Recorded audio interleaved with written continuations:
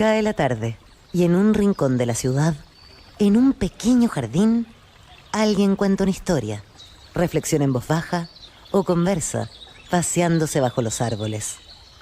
Es hora de volver a casa, bajar la velocidad y darle tiempo al tiempo. Christian Warnken nos abre la verja de su jardín para que respiremos aire puro y oxigenemos el espíritu. En Pauta, aquí comienza Desde el Jardín. Una presentación de Vida Cámara, empresa de seguros de salud y vida de la Cámara Chilena de la Construcción. Y en sus 100 años, Fundación Irarrázaval. Lo esencial de toda exploración será volver al propio jardín y ver las cosas por primera vez, decía el poeta T.S. Eliot. Queridos y queridas radiovidentes que nos escuchan en Antofagasta, en Temuco, Valparaíso, Viña del Mar, Santiago, y también nos siguen algunos por pauta.cl e incluso por Spotify. Les doy la bienvenida a mi jardín, que es el jardín de ustedes. Estoy abriendo la verja de madera de mi jardín. Se escucha el sonido de las bandurrias y los queltehue en este sector precordillerano donde me encuentro. Y estoy justamente observando un búho que a veces se coloca en un sector de mi jardín. Y cada vez que veo este búho, me acuerdo de alguien que también en su jardín tiene un búho, pero un búho gigante. Él es Andrés Julián, arquitecto, fotógrafo, eximio dibujante. Con él he conversado otras veces en otro programa, hace varios años atrás, en Una Belleza Nueva. Estimado Andrés, qué gusto de andar contigo esta tarde por el jardín mirando búhos, pájaros y otras hierbas. Muchas gracias por la invitación. Feliz de estar contigo otra vez. Primero tenemos que contar un poco tu historia para quienes no conocen los detalles de ella, porque es una historia apasionante. Simplemente decir que te has dedicado más de 50 años a la ilustración científica y la naturaleza. Andrés es un extraordinario dibujante que ha ilustrado desde libros infantiles, desde la revista Mampato, el Fausto de Goethe, libros sobre los pájaros, por ejemplo, Hablar el lenguaje de los pájaros. Participaste de ese proyecto editorial extraordinario que fue la revista Expedición a Chile. En fin, es decir, árboles urbanos, los murciélagos de Chile, la verdad es que Andrés Julián es inagotable, incansable. Y me gustaría saber cómo desde la arquitectura, digamos, te diste cuenta que tenías esta pasión por el dibujo. ¿Y cómo terminas dedicando tu vida al dibujo, Andrés? Mira, la verdad es que nunca quise ser arquitecto. Yo estudié arquitectura porque un poco no me quedaba otra. O sea, tenía que optar por una carrera universitaria y opté por arquitectura, no sé. Pero yo ya en segundo año, tercer año me di cuenta que arquitecto no quería ser. Lo importante es que arquitectura... como parte de la cosa gráfica, de la cosa artística, da una visión distinta que si uno estudia arte, por ejemplo. Es una cosa más, se enfrenta la pintura y la ilustración, digamos, de una manera más técnica, no artística. Oye, Andrés... Eso lo agradezco. Claro, oye Andrés, y justamente a propósito de eso, bueno, tú has dibujado naturaleza desde el año 1975. La diferencia entre dibujar y fotografiar naturaleza, ¿por qué es tan importante el dibujo de la naturaleza? Mira, yo cuando partí en Expedición a Chile, yo llegué como fotógrafo. Yo dibujaba desde cabros chicos, digamos, pero nunca con rigurosidad. Yo hacía paisajes en acuarela y cosas así. Y cuando llegué a Expedición a Chile, traté de convencerlos de que era una pérdida de tiempo, digamos, estar dibujando animales, insectos, aves, existiendo la fotografía. Pero ellos me invitaron al taller de arte que llamaban, que era donde se hacían las ilustraciones, a participar con ellos. Y ahí me di cuenta que lo que uno puede lograr en una ilustración no se logra con la fotografía, porque uno en la ilustración puede incluir en una sola imagen, digamos, todo lo que es esencial de una especie, cosa que en fotografía es prácticamente imposible. Oye, es decir, claro, la mirada del dibujante es una mirada tal vez que permite más registros, más matices, más, es decir, es más rica, más amplia que la del fotógrafo, ¿eh? Claro, y uno puede hacer la figura ideal, digamos. O sea, si yo quiero representar a un zorro, difícilmente le voy a ver las patas en una fotografía, porque el zorro va a estar normalmente donde hay pasto, donde hay ramas. Entonces en la ilustración uno puede incluir, digamos, todas las partes que son importantes para la identificación, igual que la postura, las cosas que hay que destacar para poder identificar una especie. Oye, ya conversamos en nuestra, valga la redundancia, conversación anterior hace varios años, en el programa de televisión, Una Belleza Nueva, hablamos de esta revista mítica ya, quizá uno de los proyectos editoriales y científicos de divulgación científica más extraordinarios que se han hecho no solo en Chile, que es Expedición a Chile. Ahí están personajes tan importantes como Luis Peña, como Castilla, ¿no? Que fue Sí, luego Juan Premio Carlos. Nacional. Juan Carlos Castilla, quien también tuve la suerte de entrevistar. A ver, ¿qué es lo que significó para ti esta revista? Cuéntanos un poco, porque hoy día ya no hay casi revistas prácticamente en Chile, se ha perdido la revista. Yo me acuerdo que la coleccionaba, la tengo todavía guardada por ahí en unos baúles, era una revista realmente de lujo, fantástica, un tamaño grande. Hablemos un poco de ese proyecto, Andrés. No, mira, yo cuando entré a la revista me cambió la vida. O sea, en estos momentos estoy súper contento porque hay varios proyectos de poner en valor lo que fue la revista. Quieren hacer un documental, se está haciendo como unas exposiciones. Hay varias gente que está tratando de poner en valor lo que significó esa revista. Que yo tuve cuando entré, digamos, yo no tenía idea de lo que me estaba metiendo. Y con el pasar del tiempo me di cuenta que era, más que una revista, era una forma de vida. Pues me tocó relacionarme con científicos que yo nunca habría tenido la posibilidad de no estar ahí en la revista. Además fue la primera revista en que ilustradores chilenos trabajaron en la fauna y en la flora de Chile. Antiguamente todas las ilustraciones las hacían extranjeros. Entonces fue donde se formó la primera camada, digamos, de ilustradores de naturaleza chilenos, de los ilustradores científicos. Y eso me marcó la vida. Y ahí, con el conocer a científicos, digamos, del nivel de Juan Carlos Castilla, de don Lucho Peña, Jürgen Rothman, uno iba asimilando las cosas que ellos contaban, y ahí nació mi interés, digamos, por la naturaleza, Uno de los, la parte científica. Oye, Andrés, uno de los episodios más interesantes de tu vida de dibujante y fotógrafo es cuando fuiste a recopilar información al extremo sur de Chile, cuando estaba el tema de la reclamación ante la Haya, ante la Corte Internacional, y fueron atacados, entiendo, por un torpedero argentino, estuvieron a punto de perder la vida y convertirse en mártires del país. Cuéntame un poco eso, Andrés. No fue tanto, pero mira, lo que pasa es que fue en toda la época, digamos, que se suponía que iba a haber una guerra entre Chile y Argentina por la isla, las tres islas, y nosotros andábamos con un grupo grande, digamos, de investigadores. Yo andaba trabajando con Juan Carlos Castilla, digamos, pero no como ilustrador, sino que como ayudante de terreno y como buzo. Entonces, en una de estas salidas con el Toño Larrea, un fotógrafo y buzo extraordinario, que hacíamos dupla de buceo para hacer investigación, y nos fuimos en un bote de estos Zodiac a un islote que había a bucear. Hicimos nuestro trabajo bajo el agua, y cuando saco la cabeza yo veo un helicóptero extraño, digamos, que está súper bajo sobre nosotros. Y obviamente era un helicóptero argentino. Entonces ya nos subimos al bote y al Zodiac y partimos hacia la barcaza en que andábamos de la Armada, y de la nada apareció una torpedera argentina y se nos tiraba encima, digamos, pero con el fin de hacernos bola, digamos, y tratar de darnos cuenta del bote, pero nosotros lo tomábamos como un juego, eso nunca le tomamos bien el peso en lo que estábamos metidos.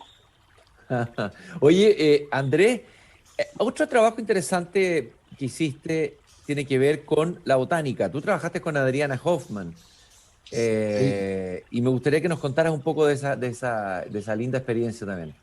No, ese fue un trabajo apasionante, porque cuando terminó la revista Expedición a Chile, Adriana reclutó a la mayor parte de los ilustradores, porque estaba haciendo el primer libro que era de la flora silvestre de Chile, de la zona central, y empezamos a trabajar un grupo grande en este proyecto.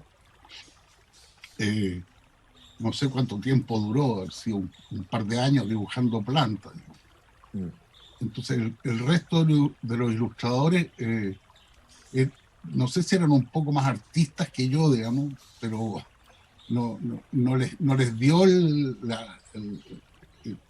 aguante, digamos, para estar tanto tiempo dibujando solamente plantas. Siempre buscaban, digamos, porque en Expedición a Chile, qué sé yo, 15 días dibujábamos insectos, después otros 15 días dibujábamos mamíferos, iba variando la cosa. Aquí con la Adriana fue solamente planta, y se fueron retirando a poco. Al final terminé en los últimos libros trabajando solo yo con la Adriana. Y fue, bueno, la Adriana un gran personaje, una gran amiga, y la posibilidad de haber trabajado tantos años con ella fue fascinante. Estoy conversando, paseándome por mi jardín con Andrés Julián. Julián, dibujante, fotógrafo, ha dedicado su vida a la ilustración científica y de la naturaleza. También tienes una peculiar relación con los pájaros. Este sábado se celebra el Día Internacional de las Aves Migratorias.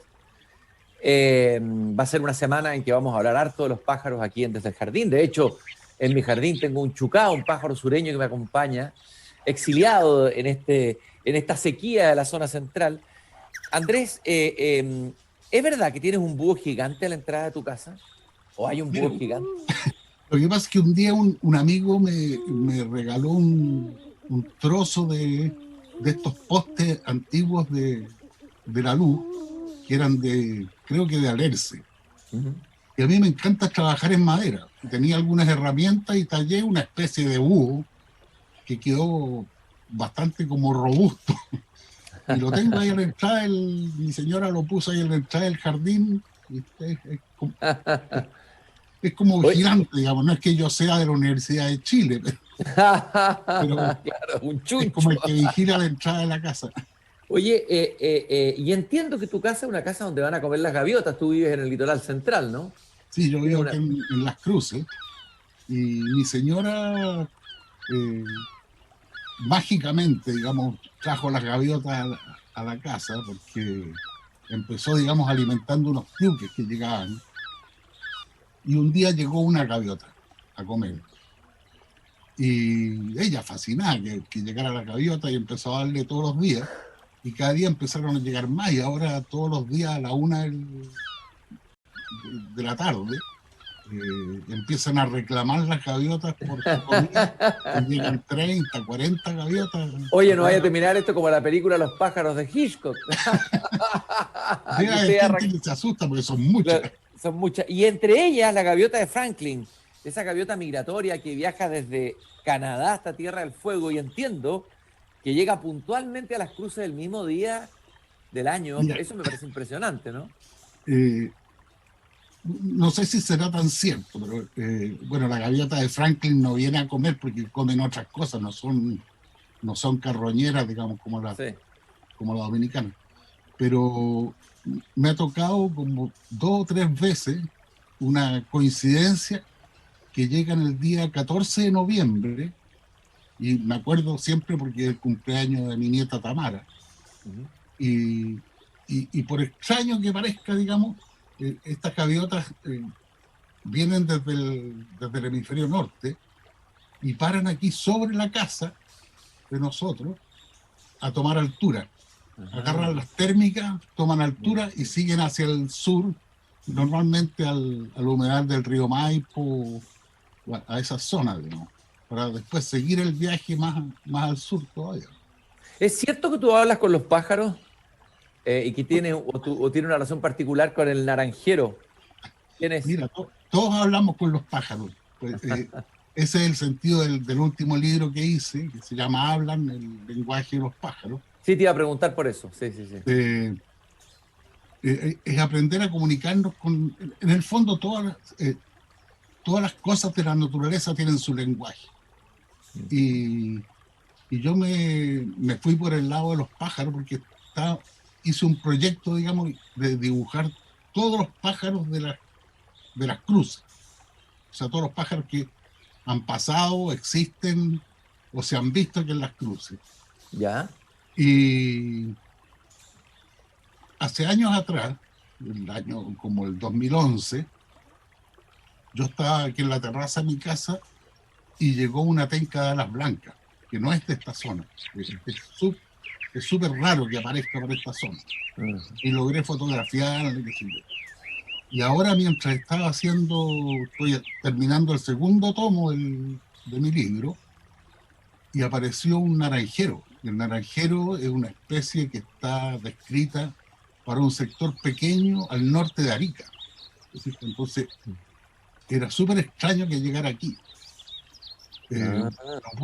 Logré fotografiarlo, lo puse en lugares de observadores de aves, y me contaron, digamos, que probablemente, o sea, no probablemente, es una especie que está en Argentina, a esta misma latitud, digamos, pero en Argentina. Y de Argentina tiene que haber pasado, pero lo extraño es que llegó al mismo punto en que llegó la tenca de alas blancas. Entonces, yo digo, ¿cuántas veces tiene que pasar algo para que siga siendo una coincidencia? Claro, sí. ¿Es una coincidencia o una sincronía, como diría Jung? Entonces, oye, sí. Eso me incentiva más aún, pues, digamos, para seguir con este tema de la conversación con los pájaros. Oye, Andrés, este libro habla el lenguaje de los pájaros que va a salir segundo tomo. ¿Quién lo edita? ¿Dónde es posible encontrarlo? No los hago yo. Yo ¿Tú los autoeditas? Claro, los ilustro, los escribo y los imprimo aquí en mi casa, y los empasto. Y los comercializo, digamos, la mayor parte por las redes sociales. ¿Ya? Y los mando por estos sistemas que hay, no sé, Chile Expreso, Autobús. ¿Dónde entonces, si alguien quiere comprar ese libro, dónde podría adquirirlo? ¿Cómo podría adquirirlo? Tiene que escribirme a mi correo, ¿no? Mi correo andresjulian1 con número @yahoo.es. Yahoo.es, andresjulian1 @yahoo.cs. Probablemente algunos radiovidentes que nos están escuchando se interesarán por el habla, el lenguaje de los pájaros. ¿Cuál es el pájaro más bello que tú has dibujado? ¿O qué ha significado un desafío para ti o te ha producido una emoción estética? No, para mí son todos bellos. O sea, ¿ya? Yo gozo ilustrando todos los pájaros. Pero dime uno que te haya emocionado. Así. Bueno, este último, te digo, el naranjero, porque es un pájaro extraordinario. O sea, yo nunca había visto un pájaro con esos colores en la naturaleza que en el país, digamos. O sea, lo más parecido en colores es el 7 colores, que se ve aquí en los humedales de la zona, pero no es tan llamativo como este otro. Es una cosa súper exótica, que es una mezcla entre un amarillo oro, pasa como al naranja y unos azules muy especiales, muy, muy, muy hermosos. Y me encantó dibujarlo. Oye, Andrés, probablemente hay algún niño joven que le gusta el dibujo. Yo tengo un hijo que es dibujante eximio, ¿no? Porque sea mi hijo, estará escuchando, ¿no? Y tú vives en el litoral central, aparentemente como retirado del mundo, y tengo entendido que te llegan muchos trabajos, te han llegado muchísimos trabajos y que no paras de dibujar, digamos. O sea, puedes vivir del dibujo. Sí, lo que sí me desligué, yo casi toda mi vida me mantuve económicamente mediante las editoriales, ilustrando libros de cuentos, textos escolares, haciendo portadas de libros. Pero últimamente, digamos, empezó a bajar la cantidad de trabajo, un poco porque cambio generacional, digamos, el tipo de dibujo que yo hago ya no les interesaba. Entonces me independicé. Logré, digamos, aprender a hacer libros por mi cuenta. O sea, lo que me faltaba a mí era saber cómo hacer físicamente un libro, o sea, empastarlo. Ajá. Y un amigo aquí me enseñó una técnica bastante sencilla. Y además, eh, con una amiga, Daniela Benavente, que tiene una como librería, galería de arte aquí en Roca de Santo Domingo, que se llama Costa Central, ella me invitó a hacer talleres de ilustración. Ah, qué Yo, interesante. como yo nunca estudié esto, no tengo una base técnica como para enseñar a dibujar. Entonces, nos, hacemos unos talleres que son de 4 o 5 personas y trabajamos con lo que yo sé, digamos, que es el sistema de expedición a Chile con el que yo aprendí. En que todos dibujan y todos opinan unos con otros, intervienen en los dibujos, y ahí se va aprendiendo. Uno le copia la técnica al otro, descubre cómo hacer las cosas, porque no tengo una pauta, digamos, de decir Mm. esto es lo primero, lo segundo, lo tercero. Pero Empezamos a trabajar. cuál es el secreto de un buen dibujo, del dibujo que tú haces, digamos, este dibujo de observación de la naturaleza? ¿Cuál es el gran secreto, uno o dos tips de lo que significa el bien dibujar o el buen dibujar? Es que, mira, lo que pasa es que en este momento la mayor parte de los ilustradores pasaron del dibujo científico a la ilustración naturalista. Entonces, la ilustración naturalista es un poco más una cosa estética, o sea, no es tan rigurosa como el dibujo científico. Y para mí lo importante, digamos, es basarse en la realidad y tratar de plasmar lo más fielmente posible las formas y los colores. Y trabajar al máximo que uno pueda los detalles, dependiendo del tamaño con que esté trabajando, la cantidad de detalles que uno puede poner. Estoy conversando con Andrés Julián, ilustrador, dibujante, más de 50 años dedicado a esta hermosa tarea de la ilustración científica y de la observación de la naturaleza. Tú escribiste un libro sobre la flora y fauna del litoral de la provincia de San Antonio, el año 2011. Y ahí muestra un poco la riqueza de este sistema de biodiversidad del litoral, ¿no? Me gustaría hablar un poco de ese proyecto y de por qué la flora y la fauna en el litoral tiene tanta riqueza, riqueza muchas veces ignorada por quienes van ahí simplemente a la playa, entre comillas, pero es mucho más que la playa, ¿no? El litoral. Claro, esa era la idea de ese, fue el primer libro que yo hice solo, digamos. Y era en el fondo un poco una invitación a conocer los humedales que existen dentro de la provincia, o sea, del litoral de la provincia de San Antonio, que va desde Tunquén hasta la desembocadura del Rapel. Hay una serie de humedales y con una riqueza extraordinaria y una importancia, como el humedal El Yali, una cosa de importancia mundial.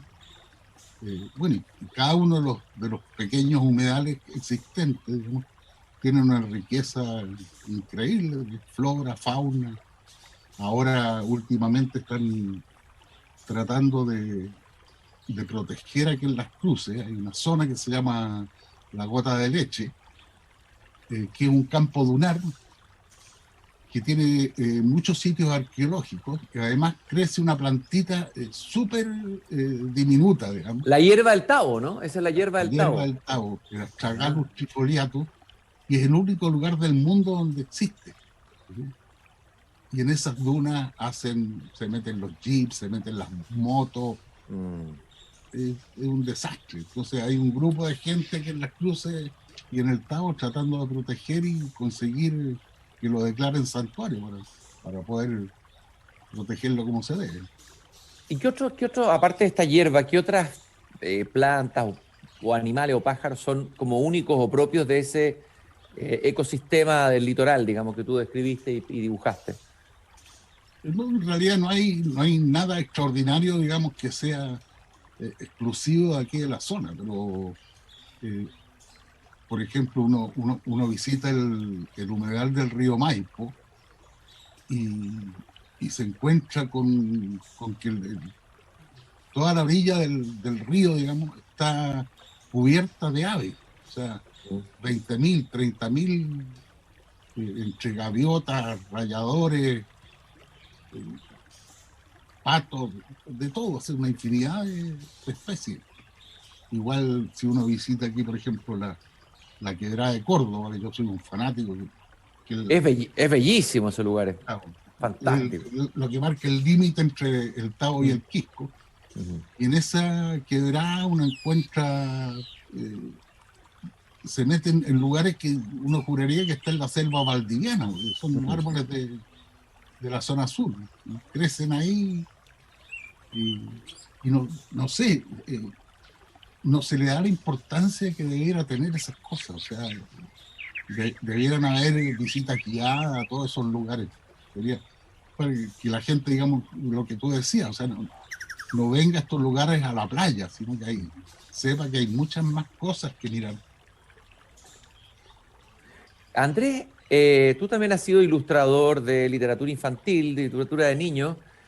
Bueno, hoy día se edita mucho libro. No todos los dibujos a mí me gustan. No sé cuál es tu mirada del tipo de ilustración que se está haciendo en muchos libros. Ha pasado que hay mucho dibujo como computacional, por decirlo así, no hecho de mano, ¿no es cierto? O sea, y ahí se ha perdido algo. No sé cuál es tu diagnóstico sobre el tipo de ilustración que predomina hoy o las tendencias que hay en la ilustración de los libros infantiles. Lo que pasa es que las editoriales un poco como que obligaron a recurrir a lo digital, porque te exigen todo en digital, digamos. Ya no se usa llevar los dibujos en papel y que ellos se encarguen de procesarlos como para impresión. Mm. Entonces yo, por ejemplo, la última etapa que estuve trabajando con las editoriales, hice prácticamente solo dibujo digital. Algunas veces mezclé ambas cosas, digamos, pero me empecé a meter mucho en el computador. Y cuando empecé este proyecto de los pájaros, empecé dibujándolo en digital.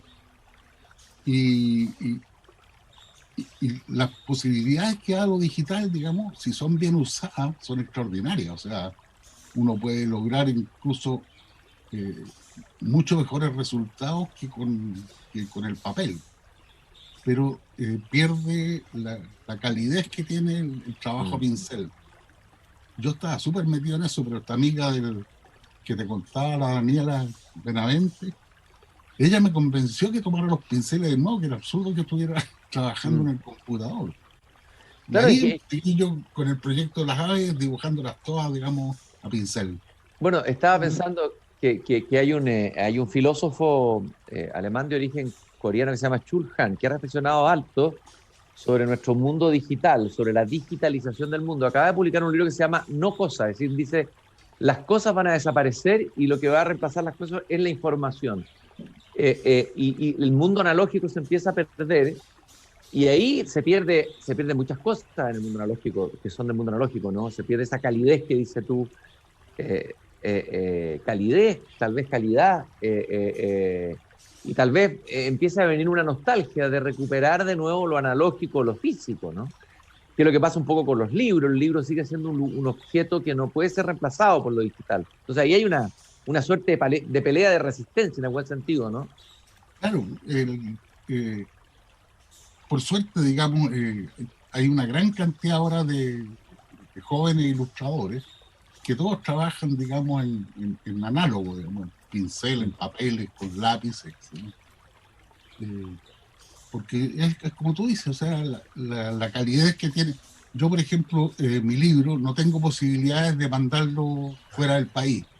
Entonces, eh, me han pedido como 3 o 4 veces, es un lío mandar un libro. Ahora me pidió una persona un libro de Estados Unidos. Ajá. Es un lío mandarlo, o sea, el costo de enviarlo son 10 veces el costo del libro. Entonces yo se los regalo y se los mando en digital. Pero no es lo mismo, o sea, No es lo mismo. No es ellos lo mismo. tendrían que encargarse de imprimirlo y hacerse su propio libro. Desde luego. Andrés, me gustaría que habláramos muy brevemente, no puedo dejar de preguntártelo, porque para mí fue una revista fundamental, me formó cuando niño es la revista Mampato, otro proyecto mítico editorial. Rápidamente cuéntanos tu experiencia en esa revista Mampato. Mira, mi paso por Mampato fue tan corto. Lo que pasa es que yo vivía con un amigo, Desiderio Arena, que era un músico, y la revista Mampato en un momento la dirigió la Isabel Allende. Claro. Entonces, nosotros hicimos una historieta de un pirata, planificamos hacer esta historieta, mi amigo hacía los textos y yo hacía la ilustración. Era un poco una copia de Asterix, digamos, basándonos en eso. Pero era un pirata, digamos, súper malacatoso, o sea, era insolente, vulgar, digamos, las tenía todas. Y se lo llevamos a la Isabel y le gustó. ¿Ya? Y nos publicó la primera tira, digamos, de este cómic, que fue una página de Mampato. Y la revista, no me acuerdo si salía quincenal, una cosa así. Y en ese intertanto cambió, se retiró la Isabel Allende y entró Lucas como director. ¿Ya? Y él nos echó, o sea, alcanzó a salir una página y ese fue mi paso por Mampato. Y un dibujante echó a otro dibujante, pucha, que Andrés, yo quiero agradecer era a Andrés. muy mala, la historieta era muy mala. Era muy mala. Andrés Julián, ilustrador, dibujante, observador de pájaros, conversador con los pájaros, se ha paseado esta tarde conmigo en el jardín. Ha sido un gusto, como siempre, volver a conversar de lo que hace. ¿En qué proyecto estás brevemente? ¿Tienes algún sueño, algún libro que quieras hacer o que estés proyectando hacer, Andrés? No, a todo full, digamos, con el segundo tomo. O sea, hoy día ya lo terminé, espero hoy día imprimir el primer ejemplar y de ahí empezar a hacer un número más o menos grande de ejemplares para lanzarlo a la venta. Vamos a estar atentos. Con el libro anterior, digamos, que lo puse en las redes sociales y no. Para mí es súper lento hacer, yo alcanzo a hacer 2 libros diarios. ¿Ya? Entonces, no es un negocio así que sea como si uno tuviera una imprenta, porque yo lo imprimo de a uno, página por página. Tengo que imprimir, qué sé yo, 8 o 10 ejemplares, ahí lo empasto. Entonces, súper lento el trabajo. Entonces, quiero juntar un buen número, porque si no se me acumulan los clientes. Qué bueno, pero es un trabajo artesanal el que hace. Totalmente. Ya eres un editor artesanal, además de ser un artista del dibujo. Muchas gracias, Andrés Julián, por este paseo por el jardín. Te mando un abrazo, un saludo a todos los que viven contigo, incluida la gaviota de Franklin cuando pase por tu jardín. En tu nombre le doy a dar los saludos y te agradezco. De todas maneras. La invitación. Es un agrado conversar contigo. Voy a cerrar ahora la verja de mi jardín, queridos y queridas radiovidentes, mañana a las 8 de la noche aquí por Pauta, pauta.cl y también en Spotify. Los invito nuevamente a pasearnos por el jardín y siempre les recuerdo la frase de Voltaire al final de su libro El Cándido: hay que cultivar el propio jardín. Hasta mañana. Es hora de cerrar la verja de madera del jardín, pero Christian Warnken la volverá a abrir todos los días de lunes a viernes a las 20 horas en Radio Pauta, cuando comience de nuevo Desde el Jardín. Una presentación de Vida Cámara, empresa de seguros de salud y vida de la Cámara Chilena de la Construcción, y en sus 100 años, Fundación Irarrázaval.